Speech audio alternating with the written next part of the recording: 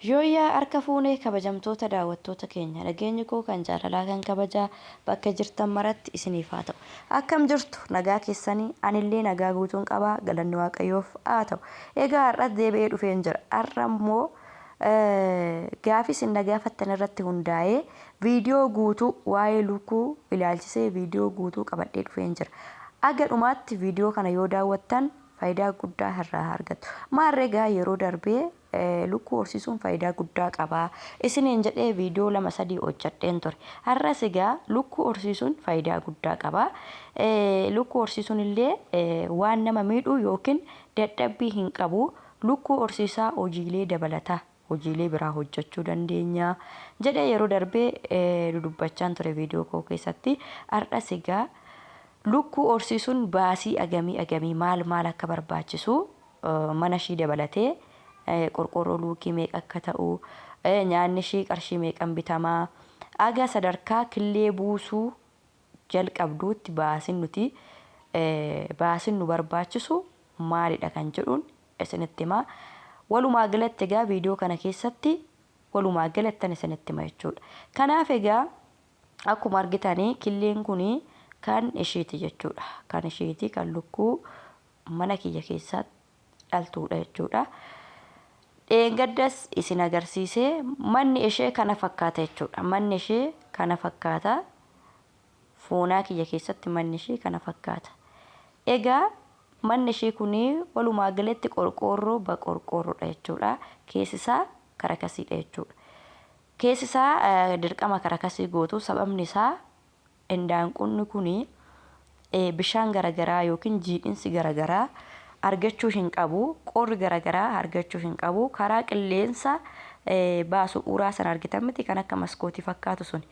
Kana isa bichaadha kan baastanii fi sanaan alatti qorqorroo baqorqorroodhaa wanni tokko hin seenu.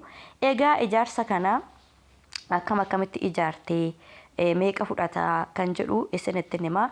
Yeroon isinitti himu anamma ofii kiyyaa qorqorroon kun manni kun kan indaanqooti. Lamaan isaanuu kan indaanqooti.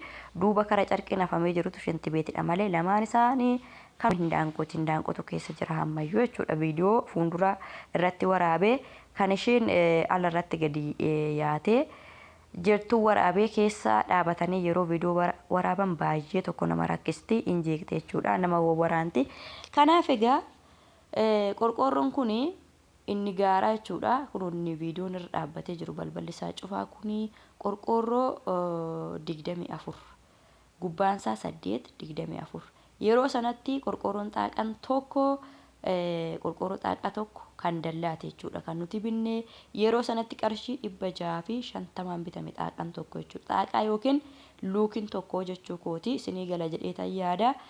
Akka isinii galuttan suuta jedhee dubbadha. Kanaaf egaa isaan eda'achuu hin dandeessu. Mee ilaalaa amma fakkeenyaaf keessa jirti. Keessatti akka ifa isinii ta'uufin viidiyoon xiqqoona jalaa dimimmisa keessatti kan isheen itti nyaachaa jirtu argaa jirtu. Innillee qarshii 500 bitama jechuudha. Isa lama mana kana keessa kan jiru. Isa lamaadha qarshii 500 qarshii 1000 ida'achaa deemtu jechuudha. Anamma ida'ee otoo hin taane ida'achaa deemtu. Gatii isaa wantoota tokko yeroon isinitti himee ida'achaa deemtu. Walumaa galatti egaa lukkuun kun baasii agamii akkasin gaafattus isinii gala. Kanaaf egaa kan midhaan itti nyaattuu fi kan bishaan itti dhudhu garaagarummaa qaba. Kan itti nyaachaa jirtu kun akkuma argaa jirtan kanaadha. Gubbaan isaa gurraacha, jalli isaa diimaadha. Inni immoo bishaan itti dhudhu hadiidha jechuudha. Kani midhaan itti nyaattu kana midhaan itti nannaxxuu fi haala kanaan rarraaftu jechuudha wadaroodhani. Kan bishaan itti dhudhus wayirra keessuuf jechuudha. Akka isheen gadi nanne bakka lukkuun jirtu kana bishaan gannamuu gonkumayyuu hin qabu. Argitanii akkaatti itti rarraafnee jiru. Bakka sanaa tumattee nyaattee jechuudha. Kunoo argitanii bakka ol qabee isin agarsiise kanatti midhaan ishee naxxuu fi hin qadaaddu jalaan nyaattee jechuudha. Bishaanillee akkasuma. Bishaanillee sa'adii sanaa guuttanii itti naxxu. Kunoo argitanii guuttanii itti naxxu gadi gombistuu hin dhaabdu. Haala kanaan dhugdii jechuudha bishaan ishee. Sanaan alatti bishaan ishee gadi nannamuu hin qabu. Egaa isinitti meeraa inni kan biraa manni inni gadi jechuudha. Qorqorroo xaaqaa 30 jechuudha. Qorqorroo xaaqaa 30, qorqorroo xaaqaa 24 jechuudha. Gibbii kana keessatti indaanqoo kan qabatee jiru. Inni xaaqaa 30 indaanqoo 100 of keessaa qaba. Indaanqoo 100 aga 100tti in tajaajila jechuudha. Inni xaaqaa 24 kuni ammaaf indaanqoo 50tu keessa jira. Indaanqoo 50 ol galfachuu hin dandeessu jechuudha. Jalqaba irraa gaa isinitti meera qorqoorroon 650 ture yeroo sanatti kan dallaabbinne qorqoorroo 24. Inni garanaa immoo qorqoorroo 30 aga lukkuu 100tti hin qabata. Inni immoo 24 aga lukkuu 70tti hin qabata. Garuu nuyi ammaaf lukkuu 50tu keessa jira. Isa keessa siniin jedheera. Nyaanni ishee immoo nyaanni ishee jechuudha gosa 3 kan jalqaba fudhattuu fi kan yeroo dhala geessu fudhattutu jira. 3,000nis hin bitama.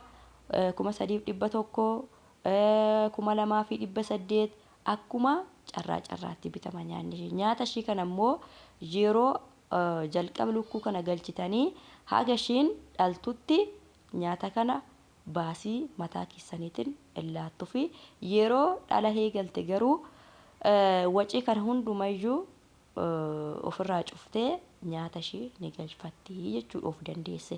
Ammaaf garuu wantoonni inni isinitti meegaa qodaa diimaa kana 500 bitame, kan bishaanii 400 bitame, qorqoorroon isinitti meera kan garasii xaaqaa 24, kan gara gadii xaaqaa 30, kaga 30tti lukkuu 100, kan 24tti lukkuu 50 galchine ammaa fi aga lukkuu 70tti hin qabata siniin jedheera. Nyaanni ishee kana fakkaataa yeroo dhukkubsatte marfee bittanii ni waraantu kiniinii ni yoo taatu fi